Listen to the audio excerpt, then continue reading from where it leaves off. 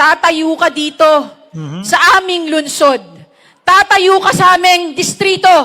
Wala ka naman na ambag sa mga buhay ng aming mga kadistrito.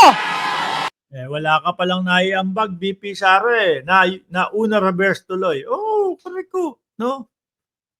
Wala ka palang ambag doon sa kanilang distrito, BP Para bastusin, para siraan ang aming congressman naglilingkod ng tapat at totoo na walang pinipiling panahon. Saklap, di ba? Tuloy. At para sa mga tao na hinayaan sa kanilang entablado tumayo ang isang bastos at walang respeto. Naku, si Isko yan, mga kababayan. Si Isko, yun, kasi nakita natin, tumatawa-tawa lang si Isko, di ba? Tama lang na hindi ka naging presidente ng Pilipinas. Kasi tumakbo si Isko nung nakaraang eleksyon, di ba? 2022. Kalaban ni Pangulong Bongbong Marcos. Saklap, ah! Pero, meron namang paliwanag si Inday Sara Duterte dyan. Di ba? Kung bakit niya daw po ginawa yon, yung pagbanat na yon, mga bossing. Ito po, pakinggan nyo ang sagot ni Inday Sara. Bakit niya ginawa yung may props pa, ipinapakita si Congressman Abante na nakadila. O, ito. Parang, sabi ni Ma'am Aba, parang parang flip top. Oh, may time. Una, sino ba yung nagsalita? Si Sara. O, tapos, anak ni Sara. O, ito. Oras, no? Ilang minuto ba yung flip top? 3 minuto para kay Inday Sara Duterte. Banat! Yan, o, yan. Ito. 3 minuto. Banat! Hindi po ako ang nauna. Una pong sinira ni Abante ang pangalan ko ng walang rason. Ako po, hindi daw ho siya ang unang nanira, mga kababayan. Unang sinira daw po ni Congressman Benny Abante ang pangalan ni Inday Sara Duterte. Nung pinapanood ko at pinapakinggan ko ho ito, mga bossing, ano po, binalikan ko lahat eh. Binalikan ko. Wala namang ginawang kagaya nung ginawa ni Inday Sara Duterte, si Congressman Abante. Walang ganun, no? Pero merong mga katanungan ho. Merong mga pagpapatawag sa kanila, kagaya ng mga confidential funds, etc. At kung ano-ano pa ho, mga bossing. No? Lalo na doon din sa mga budget, etc.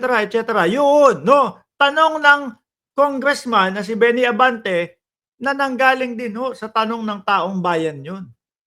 Mga kababayan, yun ang nakikita ko ho. No? Na ang dapat lang ho nilang sagutin ay sagutin. Na ang dapat lang nilang sabihin kung ano ang kasagutan doon sa mga hinahanap. Sabi ni Ma'am Aba, dumayo, tas nagkalat. Hindi, alam ko kasi sa mga dayo, kapag kayong dayo ka, hugot ka, no? Ibig sabihin, hinugot ka para mas lumakas yung kanyang yung kanyang kandidatura. Kagaya ho sa basketball.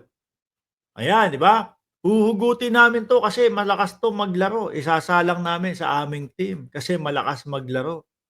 Dito, parang hugot, yung hugot pa ang nagpatalo. Di ba? Yung hugot pa, yung naglagay sa alanganin ho.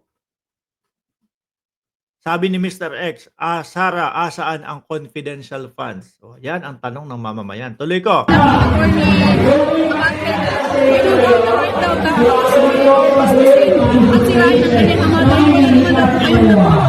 Hindi ko na marinig. Mas malakas yung boses nung nasa likod. Pero ang sinasabi niya, si Benny Abante naman ang unang nanira sa akin. Sagot na po ba yun? No? Kasi kung hahagilapin po natin kung anong paninira yung ginawa ni Benny Abante, may mga tanong lang po. Na bilang isang naglilingkod bayan, kailangan po marinig ng sambayan ng Pilipino yung inyong sagot. Yes, nung budget hearing, iyon, tinatanong siya, ayaw sumagot ng maayos. Di ba? Importante yung kasagutan ng Vice Presidente. Kung sakali sa budget hearing yan, saan mo gagamitin yung 2 billion na hinihingi mong budget? importante marinig ho ng sambayan ng Pilipino yun. Wala akong narinig o nakita na nanira lang ho si Congressman Benny Abante, mga kababayan. Di ba? Sige, ngayon, hindi na natin marinig to eh. Alisin ko na si Inday Sara Duterte. Dakuin natin yung rest back mismo ni Congressman Benny Abante dito kay Inday Sara Duterte. Mahinahon, walang patayan-patayan na sinabi, at mapayapa ho, mga bossing. Kay Inday Sara Duterte, apple niya to, ito yung mansanas. Isaksak mo sa bibig ni Joel Chua, no, para mamatay. Pero mo, no, nangangampanya tapos ganun yung isasabihin mo at ganun yung ipaparinig mo doon sa mga taong gustong mapakinggan kung ano yung plataforma nila. Pakinggan ho natin, mga kababayan, si Congressman Benny Abante. Wala akong pakialam kung siya pa ang Vice Presidente ng Pilipinas.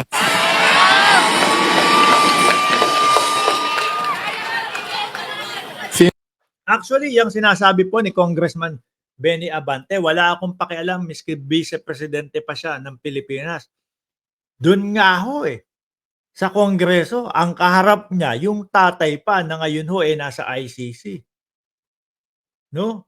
Talagang itatanong ni Congressman Abante kung ano yung dapat malaman ng sambayan ng Pilipino kay dating Pangulong Duterte. Matapang ho, mga bossing.